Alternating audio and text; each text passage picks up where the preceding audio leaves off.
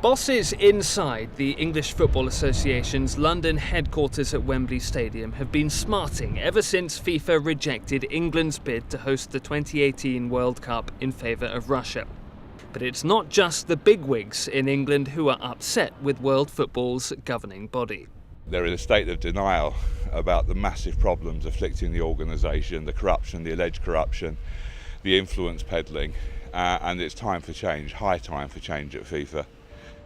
The crisis at FIFA has gained such attention in the UK that both of the biggest parties at Westminster had been calling for the presidential election to be postponed and are still calling for root and branch reform. For many, the FA's attempted intervention was a case of too little, too late when it comes to pushing for change at FIFA. This isn't something new.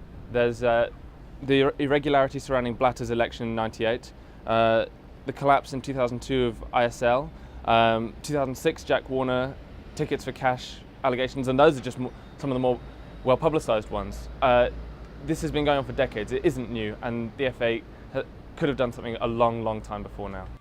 Supporters here know that the England strip will not now be pulled on by players in a World Cup in England for many years. But despite Sepp Blatter's re-election as president, they vowed to continue to call for change at FIFA. I think some people would say, with hindsight, perhaps the English FA came a little late to the party, but they're there now, and we'll want to work with them, and not any other partner is interested in change, in making sure that the pressure is kept on for real change and lasting change. But many in world football think the sudden outrage in England about corruption at FIFA is simply sour grapes following the failed 2018 World Cup bid.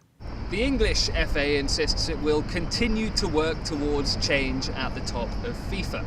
The problem for the FA's bosses is that events in Zurich this week suggest they're finding it hard to get fellow governing bodies to listen to them. Olly Barratt, CCTV, London.